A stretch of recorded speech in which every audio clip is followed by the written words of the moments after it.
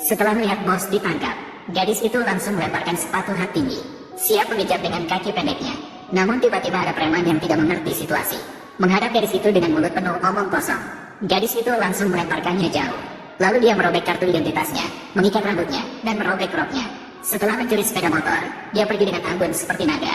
Perampok melihat gadis itu mengejarnya dengan angkuh, langsung menendang tangki bensin dengan kakinya. Namun tidak peduli bagaimanapun, dia tidak bisa melepaskan sepeda motor itu. Malah sepeda motor itu mendahulinya dan menghalangi jalannya. Namun perampok itu tidak sedikit pun melambat. Melihat ini, gadis itu mulai berlari dengan cepat. Malah dengan cepat dia berlari ke arah mobil perampok. Lalu dia melompat dan dengan keras menepuk kap mobil untuk menghentikannya. Kemudian dia menangkap bagian bawah mobil dan mengangkatnya dengan satu tangan. Kamu sebenarnya manusia atau setan?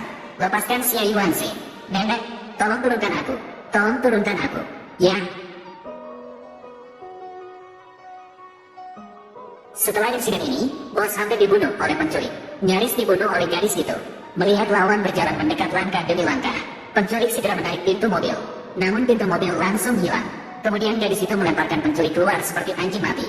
Berhasil menyelamatkan bos yang masih hidup namun dalam keadaan setengah mati. Awalnya bos ingin memecat gadis itu, namun melihat bekas luka di kakinya, maka dengan tiba-tiba ia memberikan sepatunya kepada gadis itu. Segera sopir mengantarkan mereka berdua ke rumah sakit. Melihat gadis itu sedang dengan rakusnya menghabiskan makanan, bos menanyakan apa yang sebenarnya terjadi pada gadis itu. Gadis yang merasa bersalah mengatakan bahwa itu karena penculik. Namun bos jelas ingat bahwa sebelum pingsan, ia tidak terluka. Gadis yang ingin menghindari kecurigaan bahkan meletakkan piring buahnya.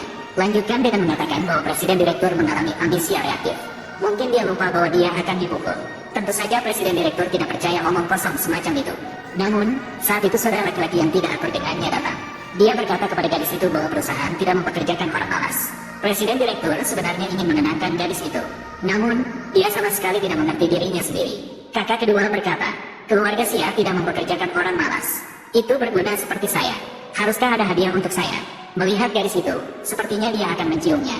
Presiden direktur yang masih berjaga sangat gugup. Tentu saja untuk bersenang-senang. Kemudian keduanya pergi ke bar. Gadis itu mabuk setelah minum segelas bir. Dia bersikeras untuk menunjukkan aksi tongkat kepada presiden direktur. Saat presiden direktur bingung, gadis itu sudah naik ke panggung tiang baja. Lalu dengan susah payah dia mencabutnya.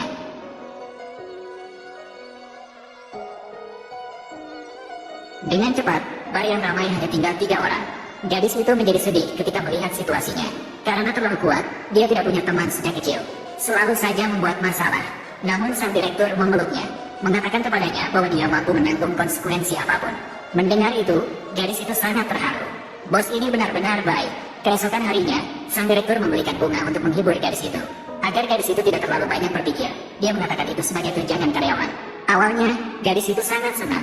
Mendengar bahwa semua orang memiliki, dia mengatakan bahwa sang direktur tidak romantis sama sekali. Melihat gadis itu sedih, sang direktur ingin menemani gadis itu bersantai. Namun gadis itu mengatakan bahwa jika dia tidak senang sebelumnya, dia akan pergi ke gym tinju. Namun karena tidak ada teman latihan, pergi ke sana tidak berguna. Namun, untuk menghibur gadis itu, sang direktur memutuskan untuk mengorbankan dirinya untuk menemani gadis itu. Aku bilang, anak muda, bisakah kita tidak terlalu nekat? Wanita itu, dia benar-benar monster. Aku sudah mencarikan 8 pelatih untuknya. Semuanya akhirnya masuk rumah sakit. Apakah kamu masih ingin berlatih dengannya? Dia menemaniku begitu banyak. Aku melatih untuknya. Tidak apa-apa, bos. Katanya hari ini ada yang akan bertarung denganku. Ini. Jaga dirimu, saudara.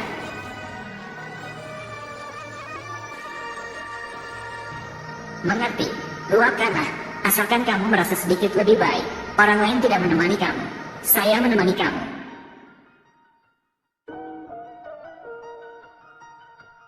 Bagaimana bisa satu pukulan? Langsung kalah begitu saja. Bos, orang yang kamu cari ini tidak bagus. Langsung kalah dengan satu pukulan. Kak, jangan goyangkan dia lagi. Kalau kamu goyangkan dia lagi, dia akan hancur. Ayo pergi. Kamu mencari pelatih baru apa? Menggunakan pelindung yang tebal begitu. Wajahnya tidak terlihat.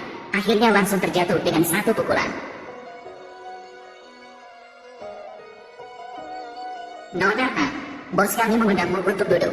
Bos kalian, apakah kamu kenal baik denganku? Bos kami, dia adalah raja bawah tanah kita. Silakan pergi. Ini adalah kehormatanmu. Jangan meremehkan. Masih meraja, tanyakan apakah polisi setuju. Saya tidak pergi. Hati-hati, bos bilang harus sopan. Nona, kami tidak bermaksud jahat. Saya hanya ingin mengajakmu berbicara tentang bisnis. Apakah ini terkait dengan keluarga Xia? Baiklah, siapa tahu bisa membantu Xia Yuanse. Jika bisa menyelesaikan masalah ini, baiklah.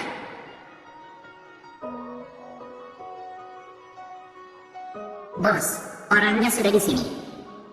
Membuat film. Saya tahu kamu akan datang. Tidak ada yang bisa menolak permintaan saya. Apakah kamu terlalu sering menonton